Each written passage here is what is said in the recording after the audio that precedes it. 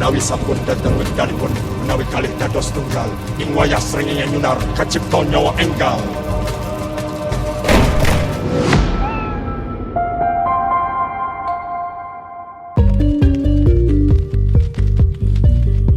Soraya merupakan seorang perawat yang bermimpi menjadi diva. Meski dirinya gemar bernyanyi, namun nasib belum menunjukkan jalan menuju ke impiannya. Hingga suatu ketika, Soraya bertemu dengan diva bernama Rosana. Rosana memberitahu jika Soraya ingin menjadi bintang, maka ia harus memasang susuk. Menurutnya, susuk adalah pembeda antara diva dengan orang biasa. Mendengar perkataan itu, Soraya menjadi tertarik untuk memasang susuk. Namun, apakah semua akan berjalan sesuai dengan keinginannya? Berikut ceritanya. Dimulai dari potongan adegan seorang wanita berbaju merah berlari keluar dari gudang, di mana terlihat seorang laki-laki mengejarnya. Wanita itu terjatuh dan dengan sigap laki-laki itu menggendong dan membawanya pergi. Berganti ke sebuah pasar ikan, seorang anak meminta uang koin pada bapaknya yang tengah menjajakan dagangannya. Teman dari bapaknya itu bertanya, kenapa sang anak minta uang koin. Sang ayah menjelaskan jika anaknya akan melempar koin ke dalam sungai setiap tanggal kematian ibunya. Ketika sang anak sampai di sungai, ia segera melemparkan koin itu dan berdoa.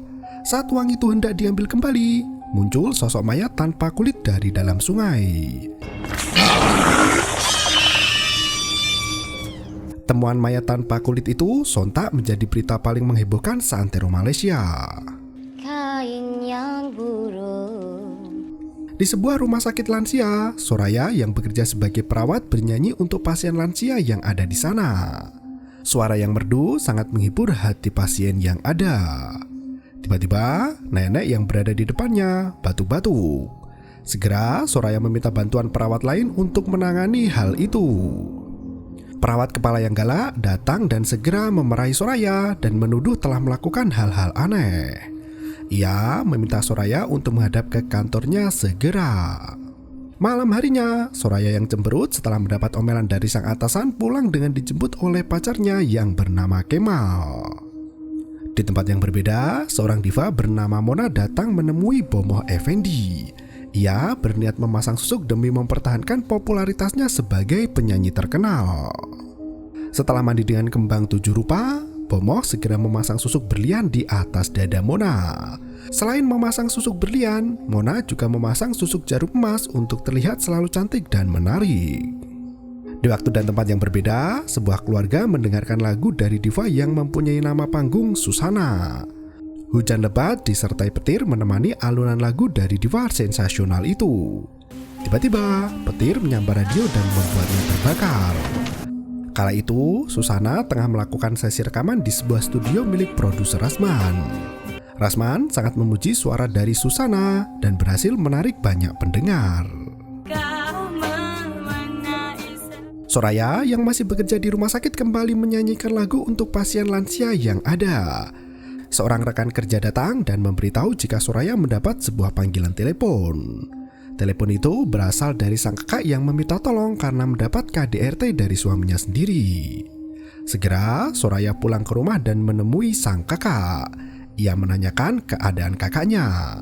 Aini memberitahu jika suaminya marah karena tak ada makanan di rumah dan kemudian menghajarnya. Tiba-tiba Aini mengalami pendarahan dan segera dibawa ke rumah sakit. Diva Susana kala itu tengah melihat berita yang mengabarkan jika ada sebuah kebakaran di kampung Sungai Ular. Kebakaran itu menghanguskan rumah dan juga menewaskan 3 orang. 1 ibu serta 2 anaknya tewas setelah kebakaran hebat yang menimpa rumah dari warga tersebut. Susana yang melihat berita itu cukup terkejut. Kebakaran itu diakibatkan karena rumah yang tersambar petir secara tiba-tiba. Susana segera meminta sopirnya untuk menyiapkan mobil. Ternyata keluarga yang menjadi korban kebakaran adalah kakak kandungnya sendiri beserta dengan 2 anaknya. Dukun Dewangga datang dan melarang Susana untuk pergi ke desa itu. Dukun itu merupakan penasihat spiritual dari Susana agar dirinya selalu menjadi diva dan dipuja banyak orang. Ki Dewangga memberitahu jika kebakaran itu ada penyebabnya dan bukan karena kejadian alam. Susana penasaran dan bertanya apakah kematian dari kakaknya akibat dari susu yang ia gunakan. Ki Dewangga menegaskan Susana jika kini ia sudah menjadi bintang dan tidak perlu memerlukan keluarganya lagi. Susana bersikeras untuk pergi, namun Ki Dewangga memperingatkan jika ada pantangan dari susuk yang Susana pakai. Susuk akan kehilangan kekuatan jika Susana melintasi sungai ketika siang hari. Susana tak mempedulikan hal itu dan ia lebih memilih untuk pergi ke pemakaman kakaknya. Di waktu yang lain, suami dari Aini datang untuk menjenguk istrinya. Soraya sangat marah melihat Firman yang tanpa rasa bersalah masuk ke dalam bilik rumah sakit. Mereka berdua adu mulut dan Soraya bersikeras untuk menjaga kakaknya dan tidak akan membiarkan laki-laki ringan tangan itu melukai kakaknya lagi. Aini yang tak mau ada keributan meminta Soraya untuk pergi dan membiarkan Firman berada di sana. Susana bergegas menaiki mobil dan pergi sendirian menuju ke kampung halamannya. Ketika Susana melintasi sungai, mobilnya berhenti di seberang. Seseorang yang curiga segera melihat mobil milik Susana, namun tiba-tiba Susana kerasukan setan dengan wajah yang sangat mengerikan. Wajahnya yang mulus berubah menjadi buruk rupa seperti sebelum menggunakan susu. Setelah keadaan tenang, Susana segera menghadiri pemakaman keluarga tersisa dari kejauhan. Ia tak berani mendekat dengan pekuburan itu. Ki Dewangga menjemput Susana pulang setelah kejadian yang ia alami. Dukun itu menjelaskan jika Susana telah melanggar pantang dan akan mengakibatkan penampilan Susana akan terus bertambah tua. Ketika mereka sampai rumah, umur Susana akan bertambah menjadi 12 tahun dan di setiap jamnya Susana akan bertambah menjadi 6 tahun. Susana yang mendengar itu pun tak terlalu peduli karena dirinya merasa sudah dikutuk. Ki Dewangga menawarkan solusi lain pada Susana. Ia memberitahu jika Susana bisa kembali bersinar ibarat rama-rama yang keluar dari kepompong. Namun untuk menjadi bersinar kembali ada syarat berat yang harus dilakukan. Jika Susana sanggup dengan syarat itu, maka ia akan bersinar kembali. Di rumah sakit lansia, para orang tua tengah menyaksikan ajang pencarian bakat. Acara yang disiarkan ulang itu menjadi perhatian karena ada salah satu dari cucu lansia berhasil menang. Wanita yang bernama Marcella berhasil menang dalam ajang pencarian bakat itu. Dari kejauhan, Soraya memandang Marcella seolah ia iri dengan keberhasilan wanita itu menjadi bintang. Ketika hendak pulang, Soraya menemui Marcella dan bertanya bagaimana rasanya menjadi seorang idola. Dengan gamblang, Marcella menjawab jika ia menjadi pusat perhatian banyak orang serta banyak yang memujanya. Ketika Marcella mengetahui jika Soraya adalah perawat yang bekerja di rumah sakit lansia, ia menghina dan mengatakan jika dirinya tak akan pernah mau bekerja di tempat itu. Ia yang merasa terkenal, mengatakan jika mengurus lansia sangatlah tidak cocok untuknya, terlebih lagi dirinya sudah mempunyai banyak uang. Soraya cukup terkejut mendengar hal itu, namun ia berusaha untuk santai. Di dalam apartemen, Marcella yang selesai mandi tiba-tiba mendapat serangan goib. Banyak ayam yang berterbangan di dalam kamarnya dan sosok gaib menyerang sampai mati. Sesampainya di apartemen, Soraya langsung disosor oleh sang pacar. Mereka bercumbu mesra di dalam lift hingga membuat penghuni apartemen yang hendak masuk menjadi keheranan. Soraya menemui kedua temannya yang tinggal bersama dalam satu apartemen. Mereka menggoda Soraya yang mesum karena lipstik dalam bibirnya belepotan. Mereka saling bercanda hingga Sasha, salah satu teman, menawari tiket VIP untuk melihat konser dari diva Mona dan Rosanna. Tanpa pikir panjang, Soraya yang mengidolakan penyanyi itu meminta tiket VIP pada Sasha. Di waktu yang berbeda, Susana tengah mandi kembang guna melanjutkan ajian susuk yang ia gunakan. Selesai mandi, Susana yang tengah bersantai didatangi oleh Ki Dewangga yang bertanya perbedaan yang dirasakan oleh Susana. Namun, Susana hanya menjawab jika dirinya merasa lebih lapar dari sebelumnya. Ia mengatakan jika kini dirinya sangat menyukai daging merah. Bahkan, jika ia memakan daging ayam, dirinya berasa mau muntah. Ki Dewangga menjelaskan, setiap kali Soraya memakan daging manusia yang ia berikan, maka kehebatan dari Susana akan terus bertambah dan ia akan terus awet muda. Soraya yang mendapat tiket VIP mendatangi belakang panggung bersama dengan Kemal. Ia melihat Mona yang marah-marah karena konsernya tak sesuai dengan harapan. Ketika memasuki ruang tamu, Soraya segera disambut oleh Yasmin, penyanyi idola Soraya. Awalnya Yasmin mengira jika Soraya adalah seorang penyanyi, namun ternyata hanya tamu undangan. Ia diperkenalkan pada produser Lee yang memberi tiket VIP pada Sasha. Kawan saya dia kerja kat hospital. Kenal tak yang Sasha? Tak lama kemudian Rosana datang dan masuk ke ruang tamu. Yasmin memperkenalkan Soraya pada Rosana. Soraya dengan bangga memperkenalkan diri jika ia adalah penggemar berat dari Rosana. Setelah berbincang santai, panitia memanggil Rosana karena konser akan segera dimulai. Soraya menuju ke samping panggung untuk melihat pertunjukan. Namun tak lama, Rosana kembali datang dan meminta bantuan dari Soraya karena teman duetnya Mona tak sadarkan diri. Segera mereka berdua bergegas menuju ke dalam ruang ganti Mona. Ketika Soraya membuka baju Mona, ia melihat ada bengkak di dadanya. Seketika itu, Mona bangkit dan langsung marah-marah. Ia menutupi dadanya dan meminta Soraya untuk segera pergi. Rosana pun memberitahu jika sudah saatnya Mona untuk memperbarui susuk dalam dirinya. Dah tiba masanya untuk you pergi jumpa dia. Selesai menonton konser, hujan turun sangat lebat. Soraya dan Kemal menunggu hujan reda hingga Rosana datang menghampiri mereka. Ia memberikan tumpangan pada Soraya sebagai ungkapan terima kasih karena telah membantunya tadi. Dengan perasaan gembira, Soraya pun pulang bersama dengan Rosana. Dalam mobil itu, Rosana menanyakan apa yang dilihat Soraya ketika membuka baju Mona. Soraya hanya mengetahui jika dirinya melihat bengkak di dada Mona. Rosana menjelaskan jika itu adalah susuk milik Mona. Mendengar kata susuk, Soraya cukup terkejut karena dirinya selama ini menyangka jika susuk adalah sebuah mitos. Rosana memberitahu jika susuk adalah hal yang membedakan antara artis dengan orang biasa. Sesampainya di apartemen, Rosana mengajak Soraya untuk pergi ke dukun keesokan harinya. Rosana berniat untuk mengecas kemampuan susuk yang dimilikinya itu. Di waktu yang lain, Susana merekrut asisten pribadi bernama Mastura. Ia sangat senang dengan kehadiran Mastura yang dapat memenuhi kebutuhannya. Ketika Mastura pulang, Kidewangga bertanya kenapa Susana merekrut orang sebagai asisten pribadi. Menurutnya, ia perlu asisten pribadi untuk membantunya dalam bekerja. Setelah mengantar Soraya kembali ke rumah, keesokan harinya Rosana mengajak Soraya pergi ke dukun yang sering memasangnya susuk. Malam itu, Soraya melihat bagaimana susuk itu dipasang di tubuh Rosana. Soraya sangat syok ketika pertama kali melihat susuk-susuk itu dipasang. Semenjak saat itu, ia selalu kepikiran dan bahkan sering melamun. Soraya pun menceritakan kejadian yang ia alami bersama Rosana pada teman-temannya. Ia meminta temannya untuk tutup mulut perihal para artis yang memakai susuk. Kedua teman Soraya tak percaya dengan susuk dan menurutnya hal itu adalah sesuatu yang tak masuk akal. Malam itu juga Soraya kembali pergi menemui Rosana di rumahnya. Kala itu, Rosana tengah renang dan bergegas menyambangi Soraya. Ia menunjukkan buah dadanya pada Soraya dan memberitahu hasil dari susuk yang ia pasang kemarin malam. Sepulang dari rumah Rosana, Soraya dicegat oleh kakak iparnya. Suami dari kakaknya itu kesal karena Soraya selalu mencampuri urusan rumah tangganya. Ia berniat memberikan Soraya pada temannya untuk dijadikan wanita penghibur.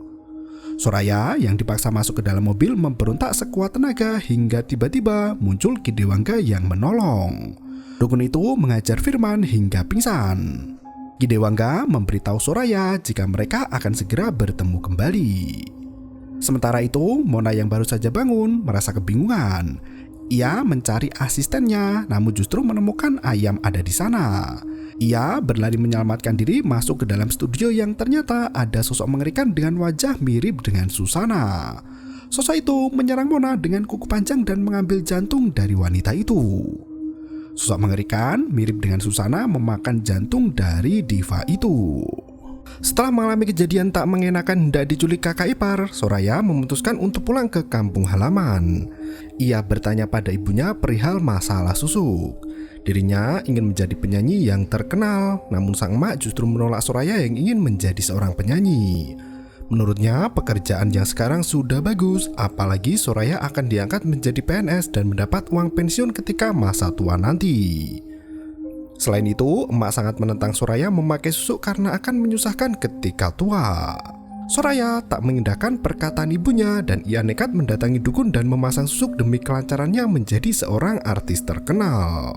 Ia mendatangi produser Rasman untuk meminta diterbitkan sebagai seorang penyanyi. Sayangnya bukan pekerjaan yang didapat, Soraya justru mendapat pelecehan.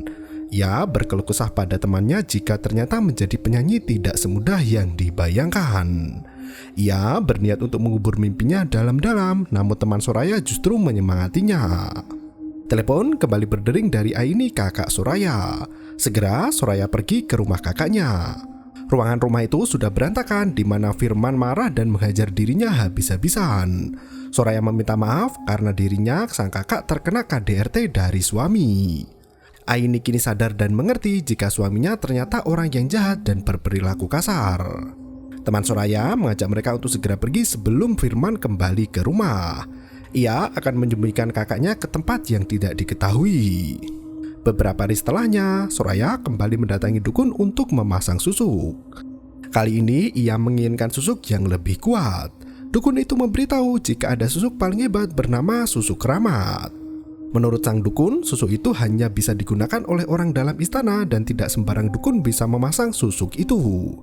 Susuk keramat bisa membuat orang yang memakainya seperti menjadi dewa. Semua orang akan tertarik. Soraya yang mendengar penjelasan itu sangat tertarik untuk memasang susuk keramat. Sayangnya dukun itu tak bisa memasang dan meminta Soraya untuk menemui dukun Dewangga. Esok harinya Soraya mendatangi produser Lee di kafe miliknya.